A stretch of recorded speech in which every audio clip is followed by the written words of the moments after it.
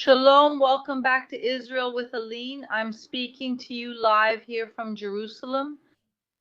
And a lot has happened here in Jerusalem in the last 48 hours. Really unbelievable things. Like that have the ability to change the course of world history. So I really need to share with you what's happening. I promise that if everything goes well, next week we'll get back to the channel's content, Easter, everything we usually talk about here. But right now I need to talk to you about what happened. And actually, I don't just want to tell you, I also want to show you my technical problems from today. This is the old city of Jerusalem, guys. Take a good look at this video. It's just a few seconds. I want to play it again for you. Look at this. These are the walls of the old city of Jerusalem. And we're seeing a missile hitting inside the old city of Jerusalem. It's something that hadn't happened in history yet. I'll play it one more time for you, the third and last time for you to watch. A missile fell inside the old city of Jerusalem. Let's make that very clear. I came here, guys. I came here on Monday. I was here on Tuesday to tell you all that shrapnel from an Iranian missile fell in Jerusalem, more specifically inside the old city of Jerusalem. The shrapnel from the Iranian missile fell on the Temple Mount, fell on the Church of the Holy Sepulchre complex, and fell on part of the Jewish quarter. I mean, we saw a lot of shrapnel from an Iranian missile falling in the old city of Jerusalem. And it was shrapnel that fell, not a missile, because the missile was intercepted by Israel by the system called the Iron Dome. And when we come here, we shout to the four corners of the world that Iran is indiscriminately attacking holy places. It's not just to say, look at what happened when we do this. We are saying, look at what's happening. We need to do something. And simply what keeps happening is that Iran keeps launching missiles toward the old city of Jerusalem. And this Friday, a warhead from an Iranian missile fell in the old city. What you saw in the video, guys, is not shrapnel, it's the tip of a warhead. There is still debate here within the military whether part of the missile was intercepted or part of it wasn't, because what Iran has been doing is launching cluster missiles. I mean, they launch a missile and the missile breaks up into several warheads and causes multiple explosions. So there is a discussion about whether there were other warheads, whether part of the missile was intercepted, but for sure an entire warhead fell inside the old city of Jerusalem. And I want to show you exactly where, everyone. Let me open it here.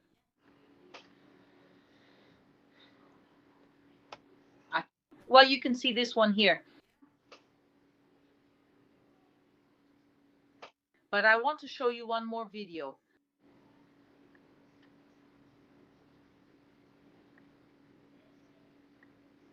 Look here. Look at this video, guys. Sorry, technology isn't really my strong suit, but I need to share these videos with you. Everything I'm showing you, I'll also send later in the Telegram group, but watch this video. We're seeing it from another angle, but also the missile falling, and just a few meters away is the Dome of the Rock, guys. Look at this. This is where the missile landed. And here on the right, we can see the Dome of the Rock. I mean, we're talking about a short distance. It's impressive. We're seeing, and if shrapnel has already fallen on the Temple Mount, we're witnessing something much bigger. We saw a warhead from an Iranian missile fall inside the old city. And if someone, guys, if someone comes here in the comments and says that it's Israel itself launching this as an excuse for this or that, I ask you, this is the wrong live stream. This is not the live stream to spread fake news. You're invited to go share your wrong ideas with those who are willing to believe in that. But the truth is that Iran is launching missile after missile towards Jerusalem. Dozens of sirens have already gone off in these last 2.5, 3 weeks that we've been in direct conflict with Iran. And hundreds of missiles have already been launched against Jerusalem by Iran and by Iran's allies in these last 2.5, 3 years. So guys, it's just a matter of time before something like this happens. And when we talk about this and say that what Iran is doing is unacceptable, it's unacceptable to launch missiles at civilian areas, unacceptable to attack holy sites. They are attacking Jewish, Christian, and Muslim holy sites. We are seeing shrapnel falling on the Western Wall. It fell on the Temple Mount next to the Dome of the Rock, which is also sacred to Muslims. They fell on the Holy Sepulchre complex, which is one of the most important churches in the Christian world. I mean, we are seeing this happening, and the world needs to speak out, set a limit on Iran, say up to here, enough. And it wasn't an isolated case, another isolated case. It wasn't something accidental, everyone. This was intentional. And that's why I brought a bunch of videos for you all today, because I want to show you this here. We're going to watch a video now that's not recent. It's from a few weeks ago, but look here. We're seeing the Dome of the Rock and the missiles being directed toward the Dome of the Rock. And it's not just one or two, guys. Look at the number of missiles. Look here. All these little dots, guys, are interceptions by the Iron Dome from Israel's anti-missile system. And a religious, historical, and also human tragedy is only avoided precisely because of these interceptions. I think that now these images are helping us all understand what's happening better. We're seeing a clear attack on faith, on Jerusalem, on everything that Iran hates. They're not even sparing Muslim sites. They have no respect for the Dome of the Rock, even though they always say the Al-Aqsa Mosque and the Dome of the Rock are important to us. They say that, but they don't show it with their actions because we can see them directly attacking. Let me change things a little here. The camera height to see if it improves.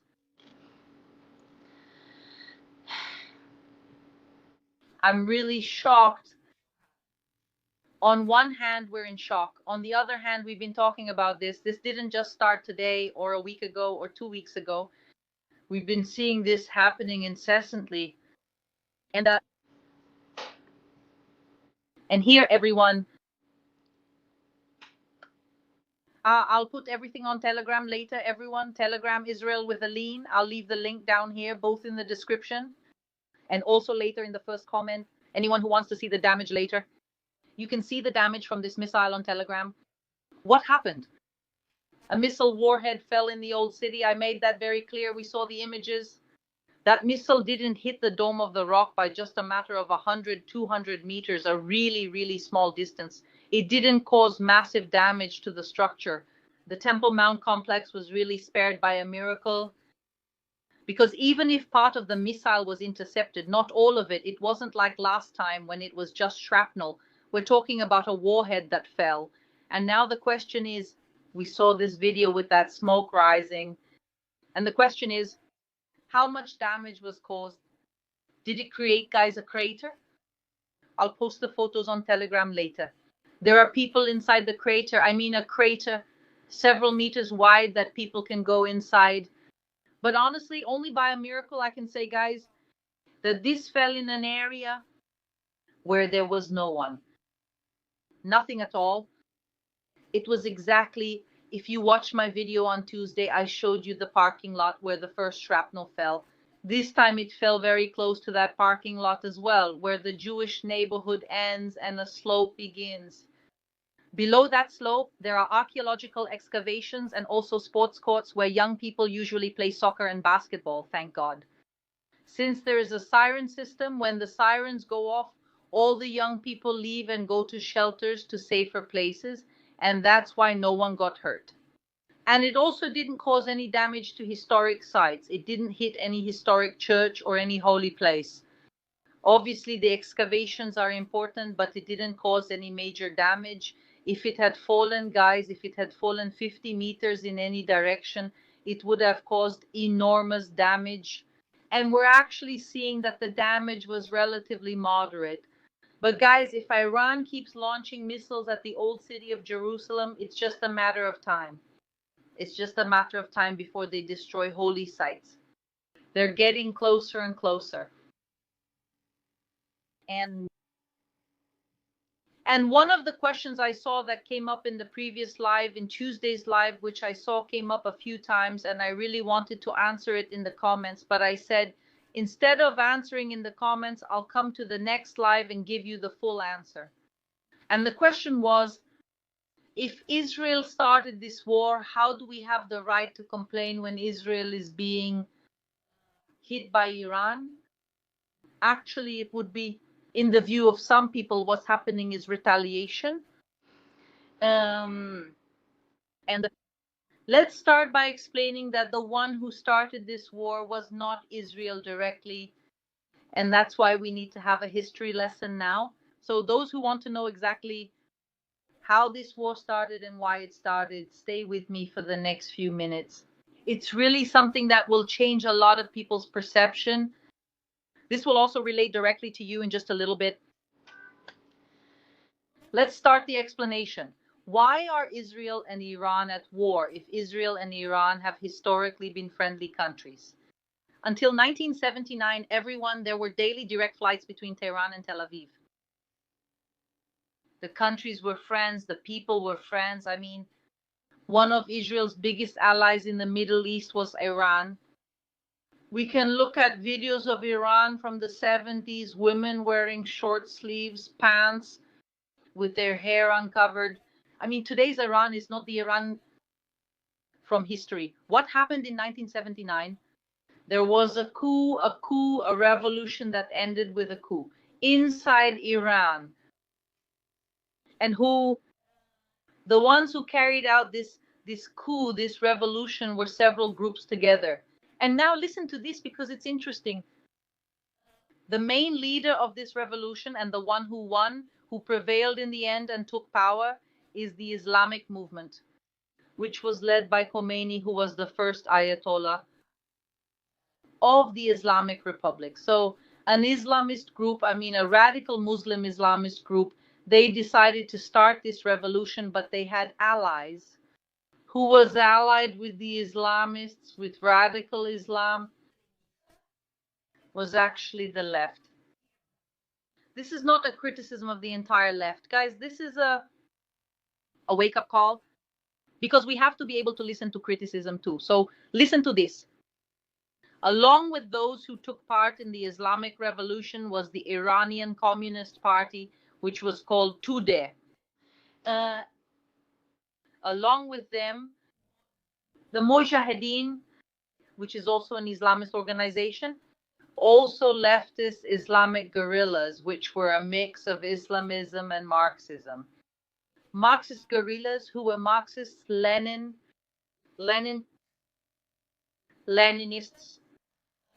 and also the liberals. So imagine that Islamic extremism came together with Marxism, and also extremely liberal people. They all came together, started a revolution, overthrew the Shah's government. The Shah was kind of like a king inside Iran, and they simply took power. And what happened? At the first opportunity, the Islamists, Khomeini, along with the Islamists, they simply massacred the left physically, folks. They executed, arrested, and simply wiped out all those Marxist leftists. The same people who helped the Islamists to rise to power were the first ones to be targeted by them. And there's a saying in Persian, which obviously I don't speak Persian, but there's a saying that goes, we made the revolution. What did we do? They themselves realized that the intention of many people who were dissatisfied with the Shah, and obviously we can criticize the Shah, although yes, he had many positive aspects, but he also had negative ones, and the people dissatisfied decided to take part in a revolution. The Marxist leftists, the far left, took part in this revolution and then they lost their rights. They were simply massacred, arrested, massacred, exiled. So part of the Iranian diaspora nowadays are these people who helped cause what led to their own suffering. And this new extremist Islamic government that came to power back in 1979, they adopted a new motto. The motto of the Islamic Republic of Iran is death to the United States, death to Israel. Listen carefully. Death to the United States, death to Israel. And now let's put ourselves in a position. Imagine yourselves. You are at your house with your family, and a faction, a group starts shouting death to your family. Imagine you see people now shouting, we want you dead, we want you dead, you have no right to exist, you have no right to live. You'd say, whoa, what's this? But can we do something about this? How much can you start a war? How much can you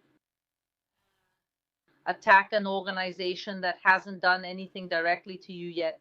For now, they're just verbal threats. So the first step, they were verbal threats. The second step was to start arming themselves, guys. They started building a huge arsenal, guys. We're talking about ballistic missiles. We're talking about drones, guys. High-powered military drones. We're talking about uranium enrichment to use in nuclear bombs. We're talking about big weaponry. I want to show you something.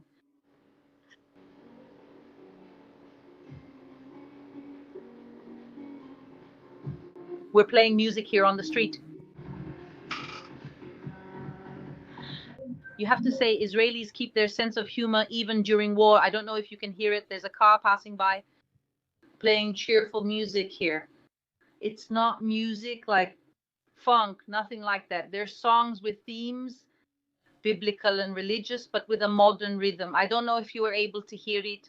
Behind me are 400 truckloads of Temple Mount soil that were illegally dumped in 1999 like trash. But two archaeologists refused to let it disappear. They rescued the soil and created the Temple Mount Sifting Project. Today, over 500,000 artifacts have been recovered. Pottery from Solomon's temple, coins from Jesus' time, pieces of history that were meant to be lost forever. Now you can be part of this rescue mission, get authentic Temple Mount soil delivered to your door, and help keep biblical archaeology alive. Scan the QR code or use the link below. Here. Just one thing.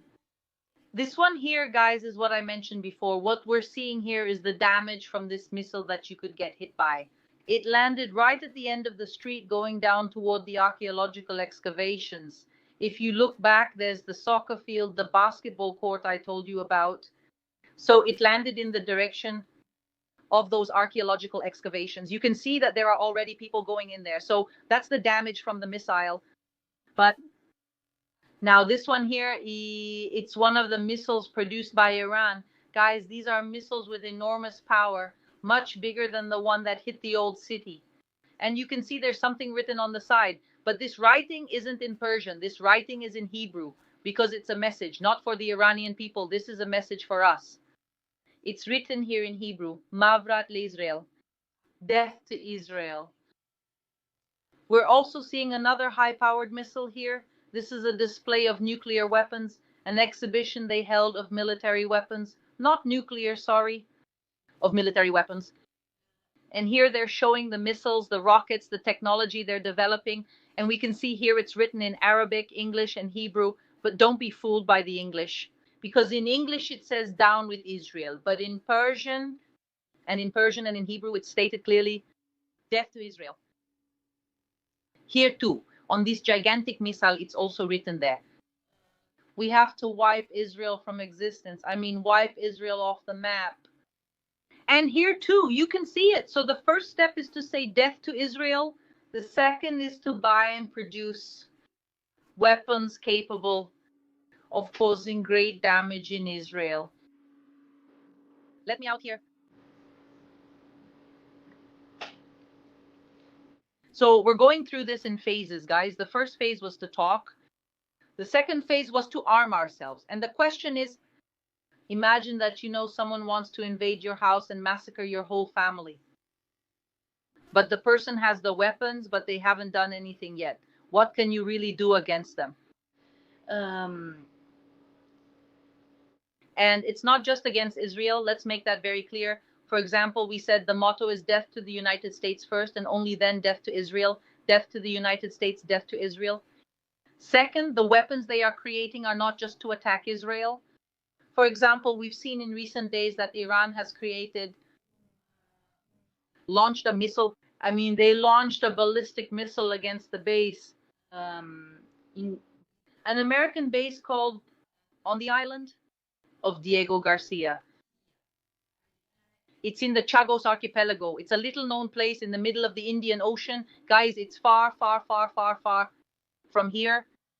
And it's at a distance of approximately 4,000 kilometers. Guys, Israel, we're talking about 1,200, 2,000 kilometers from Iran, depending where in Iran it's launched from against Israel. When they produce a 4,000 kilometer missile, it's not enough to attack. It's not enough to reach the United States.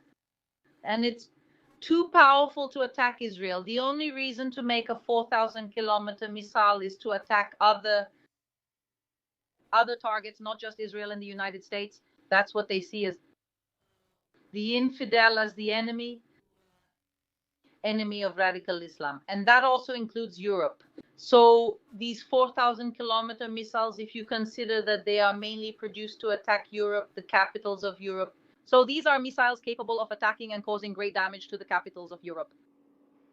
But let's go. So they began chanting for Israel's death and started arming themselves. And not just empty words, guys, not just in preparations. There were hundreds and hundreds of attacks from Iran against the United States and Israel. Let's make it very clear. This war didn't start 2 or 3 weeks ago. This war started in 1979 when Iran began pursuing its plans. And in 1979 itself, for example, Iran had the famous hostage crisis. 52 Americans were held hostage in Iran for 444 days. Guys, they kidnapped Americans who were on Iranian soil. Why were there Americans on Iranian soil? It's pretty simple. Because Iran was friends with the United States and was friends with Israel. And overnight, that changed. And the Americans, especially those who work for the embassy, were suddenly held captive for 444 days, everyone. This was already in 1979. This started the day the government changed. In 1983, there was an attack on the United States Embassy in Beirut. Later in 1983 as well, there was an attack on the Marines barracks, who are American soldiers in Beirut. They killed everyone just in this attack, 241 Americans. Later in 1996 as well, they attacked American posts in Saudi Arabia, which is the attack on the towers. Khobar. Sorry for my pronunciation, everyone, at the Khobar Towers. In 2019, they also laid siege. They attacked the American embassy in Baghdad. And it only intensified, everyone, after 2023. And I'm just giving a few examples. We could spend hours and hours here just talking about the American attacks. Let me just check if you can see and hear me well.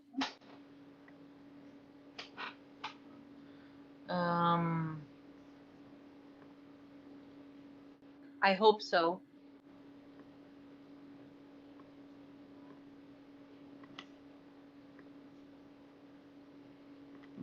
Let's try to do it this way. Yes. So guys, these were just a few attacks that I'm mentioning here, also against Israel. They carried out even bloodier attacks. In 1992, they did Iran organized and carried out an attack against the Israeli embassy in Buenos Aires, on our side in Argentina, with 29 dead. And in 1994, guys, they blew up the AMIA with 85 dead. Aline, what is the AMIA? Is the AMIA an Israeli institute? No. The AMIA is a building that belongs to the Jewish community of Argentina. It is not an Israeli building. When Iran carries out attacks against places around the world, they don't just target Israel. They can't say our fight is against Israel. Their fight, as they themselves say, Haibar al-Yehuda. It means we're going to massacre the Jews. So they attack synagogues, they attack Jewish centers. And AMIA is a classic example of that. AMIA has no direct connection with Israel. It was a center for the Jewish community in Argentina. Argentinians used to go there, Argentinians of Jewish faith. But 85 of them died precisely because of this hatred that Iran has. And Iran is the one who finances the major terrorist groups in the world. Hezbollah, the Houthis, Hamas. Guys, it was Iran that financed and prepared much of the October 7th massacre. Let's make it very clear. It was Hamas who entered Israel. But the one who finances Hamas, who trains Hamas, who provides Hamas with international support is Iran. So Iran is directly responsible for the massacre, for the children killed on October 7th. And all of this, guys, that I'm talking about happened before Israel did anything against Iran. And of course, all of this we're talking about are attacks around the world, or carried out by Iranian puppets like Hamas, like Hezbollah. And the first direct attack between Israel and Iran happened on April 13th, 2024. Remember this date well? April 13th, 2024, for the first time, there was a direct missile strike between the two countries. And who fired at whom? Iran fired at Israel. And it wasn't just one shot, guys. There were more than 320 projectiles. We're talking about 170 drones, 120 ballistic missiles, and 30 cruise missiles. Iran attacked Israel. Israel retaliated very little. Also, the American government at that time didn't allow Israel to really retaliate against Iran. And Iran, feeling which got away with it, attacked again on October 1st, 2024. And Iran fired more than 180 ballistic missiles at Israel. So when someone comes here and says Israel started the war, the answer is Israel did not start the war. Iran started the war on April 13th, 2024. But in reality, that was the first shot fired directly. Everything Iran has done since then, guys. Imagine the situation again. You're at home with your children, with your wife, with your whole family. Suddenly someone arrives in another state, in another city, saying, we want to kill you. Whoa, I need to lock up my house better. Then you see the person and know they're arming themselves. You know that the person is arming themselves, buying weapons, high-powered weapons. You say, whoa. You start complaining to the police. The police do nothing. In this case, the police should be the UN, the international organizations. They really do some official condemnations of Iran. They say, oh, look, we're doing... now we can't anymore. They do one or two very, very small things. But you see, and now that same group started attacking your coworkers. They started killing your relatives in another city. It was coming.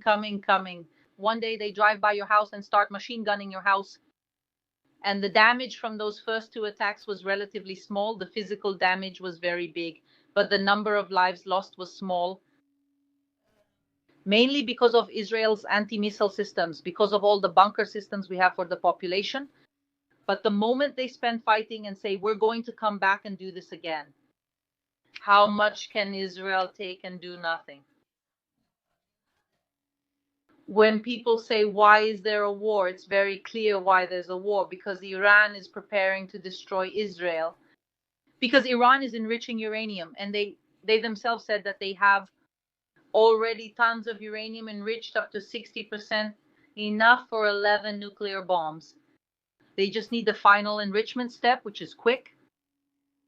They say that they have no shame at all, guys.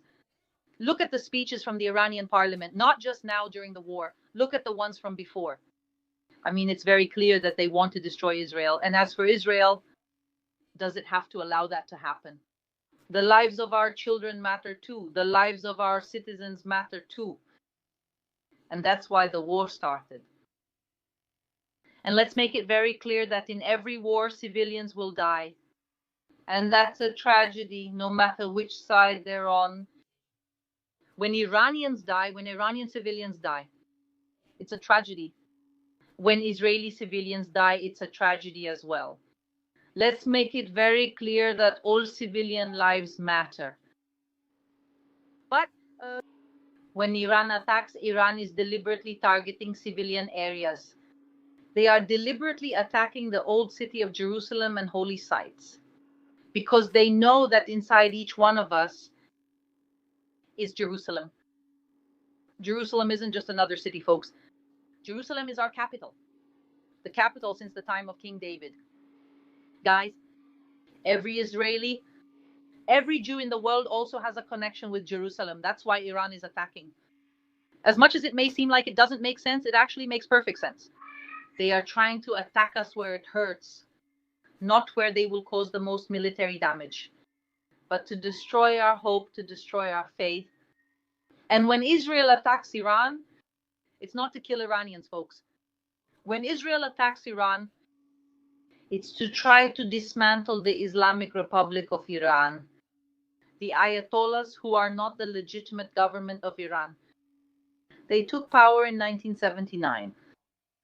They assassinated and massacred everyone who helped them rise to power, Marxists, liberals, who, with the best of intentions, joined the revolution thinking they were on the right side of history. And I see this too. I see people who, with all their hearts, defend the Islamic Republic nowadays, thinking they're on the right side of history, but they don't understand that they are the first ones in the line of fire. That if these people go in and set foot in Iran, they will be arrested and killed for the same values they claim to defend. And this ignorance about the Middle East hurts so much. Because those who live here in the Middle East understand. Israel doesn't have to define Iran's future. The United States doesn't have to define Iran's future. What has to happen is that the Islamic Republic of Iran has to fall, and the Iranian people have to have the right to hold their first election. Since the coup in 1979, they haven't been able to choose their own government, because I'm sure, knowing the Iranians, such wonderful and educated people with love in their hearts, I know that when the Iranian people have the choice, when they can choose who will govern them, they will never choose terrorists. They will never choose supporters of terrorism, which is what the current Islamic Republic is. When Israel attacks, the headquarters. The Basiji, which is Iran's repressive police force, they attack the military leadership and the political leadership of the Islamic Republic. When Israel attacks, it tries to target military targets, but obviously there are civilian casualties, and that's a tragedy. But that's also the reality of war. And that's why we pray. We're here to pray for the end of this war, and that will happen when Israel has security. Because Israel cannot accept the situation as it is. Israel cannot accept Iran preparing a nuclear bomb and saying they will launch it against Israel, writing on the bombs, death to Israel. We cannot accept that. And no country in the world should accept that. But I know that's not all of the Iranian people. And that's why we're here to pray for the Iranian people, for their peace, for their freedom. And if God wills, that day will come soon. And that's it, everyone. Don't be fooled by people who say Israel started this war, or that it's a war between equals. It's not a war between equals, guys, because the goals are different. Israel is trying to dismantle the Islamic Republic to allow Iran to become Iran again, while Iran is trying to destroy Israel along with everyone inside, Jews, Christians, and Muslims, women, children, and the elderly. They are deliberately targeting civilian areas, deliberately targeting holy places. But God willing, folks, we can come back here soon and share good news.